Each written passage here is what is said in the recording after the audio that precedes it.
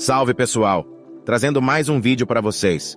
Hoje vamos falar sobre o site SeaArt, um site impressionante, onde você pode criar imagens de alta qualidade a partir de simples comandos. Além disso, possui diversas ferramentas para melhorar ainda mais a qualidade da imagem, como por exemplo o Upscale, que aumenta o tamanho da imagem sem perca de qualidade. Podemos selecionar a quantidade de imagens que serão geradas, a qualidade da imagem e sua resolução. Aqui, temos diversos tipos de setores para adição à imagem, como a Image to Image, que analisa a imagem e cria um script para ela.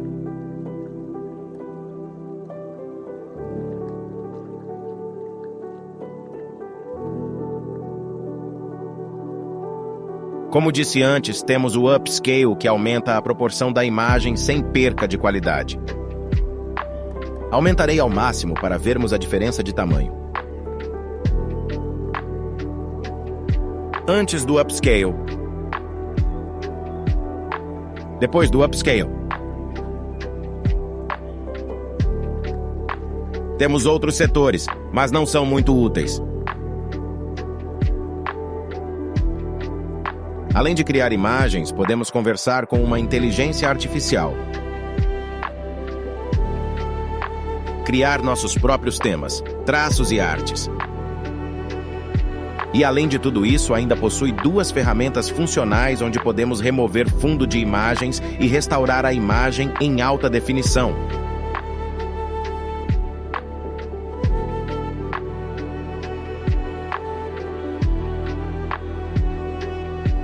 Para mostrar que funciona mesmo, irei pedir ao site fazer uma imagem do pôr do sol entre árvores.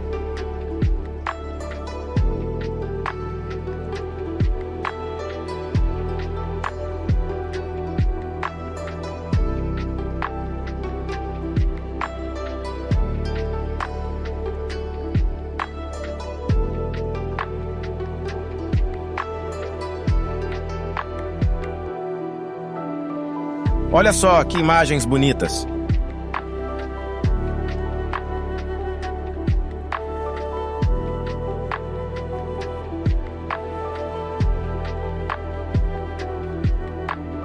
E é isso.